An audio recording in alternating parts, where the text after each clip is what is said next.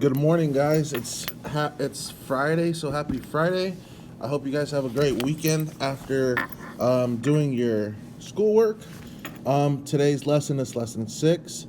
Today's objective tells us I can use number lines that extend in both directions and use 0 and 1 to locate integers and rational numbers on the number line. Okay, so we already know what integers are. Okay, integers are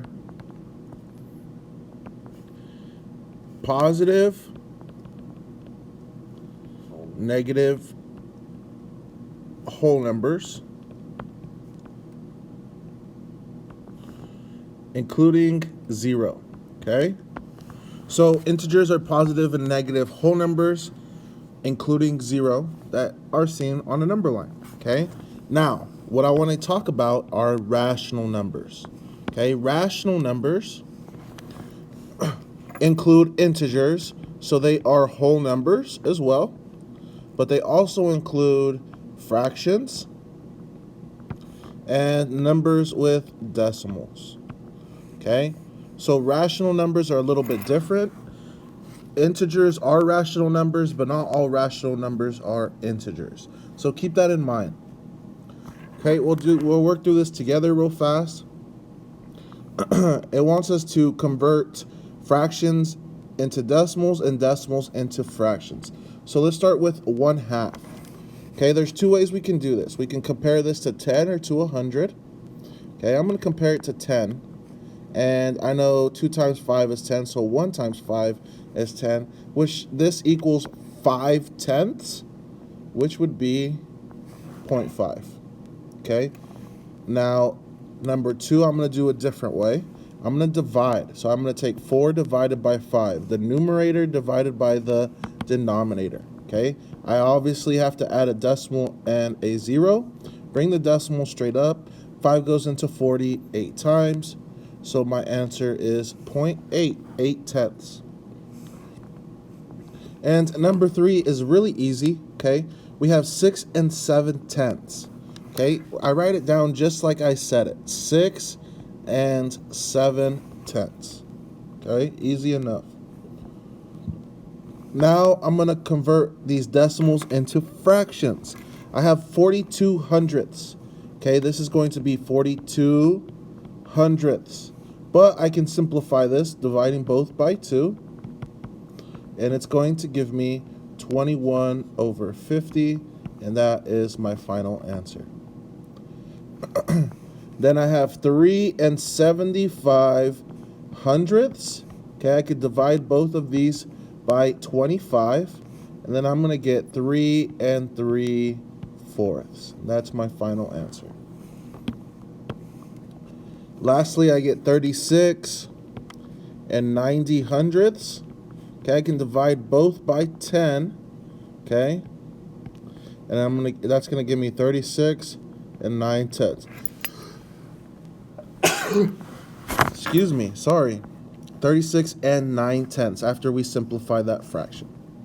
Okay, so that was just kind of a brain workout to open up the lesson. Now, looking at the bottom of this, it says locate and graph 3/10 and its opposite on a number line. Okay, so now we're working with rational numbers. 3/10 is a rational number, and as you notice, the biggest number on this number line is 1, and it goes down to -1. Okay, so when we scale this, okay, whatever we count up by, it has to be less than 1.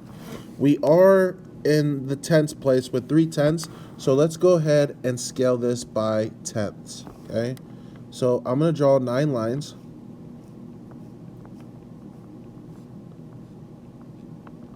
Okay, this is 1/10, 2/10, 3/10, 4/10, 5/10, 6/10, 7/10, 8/10, and 9/10.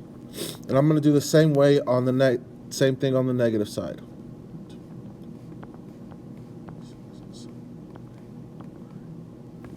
Okay, -1/10, -2/10, -3/10, -4/10, negative 6 tenths, negative 7 tenths, negative 8 tenths, and negative 9 tenths. And 10 tenths would just be negative 1 or positive 1, okay? So now we need to graph 3 tenths, which is here, and its opposite, which is going to be negative 3 tenths, which is there. And they are opposite because they are the same distance away from 0, okay? All right, let's go ahead and move on. It says, use what you know about the point negative 7/4 and its opposite to graph both points on the number line below. The fraction negative 7/4 is located between the two integers. Between which two consecutive integers? Explain your reasoning. Okay, so I'm going to put 0 in the middle. Since I have negative 7/4, I'm going to count up by fourths, okay? So this is going to be 1/4, 2/4, 3/4, 4/4, which is also 1, 5/4, 6/4, 7/4, and 8/4, which is also 2. Okay, we do the same thing to the negative sides. Negative 1/4, negative 2/4, negative 3/4, negative 4/4, which is also equal to negative 1, negative 5/4, negative 6/4, negative 7/4, and negative 8/4, which is also equal to negative 2. And I'm going to graph negative 7/4 and its opposites, okay? So it says on the number line, each segment will have an equal length of 1/4. Okay, the fraction is located between blank and blank. So it's asking us what two whole numbers, what two integers, remember integers are whole numbers, is negative 7/4 in between. Well, I only have 2 here, and it's going to be negative 1 and negative 2. Okay? Awesome.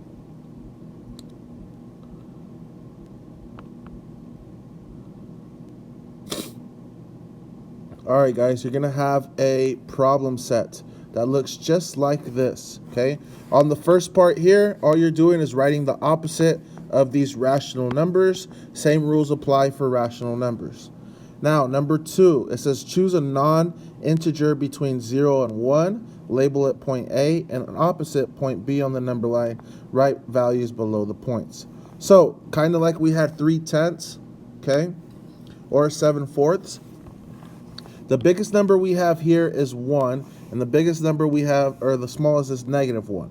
So, whatever you pick, whatever a non-integer rational number you pick, has to be greater than 0 or less than 1. For example, if you use 1/4, I'm going to break this up into fourths. This is going to be 1/4, 2/4, 3/4, and obviously 4/4 is 1. I need to scale it correctly like I did here. Then I'm going to plot my point. I'm going to do the same thing to the negative side, okay? So you're going to do the same thing. However, you're going to pick your own rational number. So it could be a decimal or it can be a fraction. You can use tenths, 12th, 7th, 6th, whatever, okay? And then in one sentence, I want you to give me a real world situation that can be represented by your number line diagram. All right, guys, happy Friday. Have a great, great weekend.